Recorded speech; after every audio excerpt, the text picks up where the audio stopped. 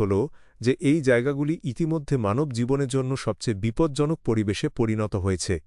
একটা উদাহরণ দেই, একটি বড় শহরে একজন প্রাপ্তবয়স্ক ব্যক্তি 2 ঘন্টা হাঁটার সময় 106,000 মাইক্রোপ্লাস্টিক কণা পর্যন্ত শ্বাস নিতে পারে। এখনও জলের মৃতদেহ কাছাকাছি এলাকায়।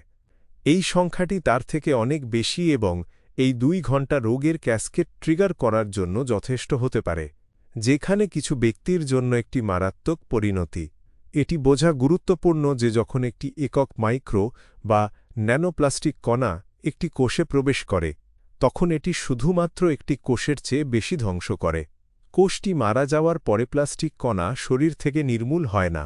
এটি সারা শরীর জুড়ে চলতে থাকে, অন্যান্য কোষের ক্ষতি করে এবং ধ্বংসের একটি চেইন প্রতিক্রিয়া ট্রিগার করে। এই প্রক্রিয়াটি অন্তহীন, কারণ প্লাস্টিক আমরা জানি রিচার্জ করতে পারে এবং বৈদ্যুতিক চার্জ ধরে রাখতে পারে। যত বেশি মাইক্রোপ্লাস্টিক শরীরে প্রবেশ করেই ধ্বংস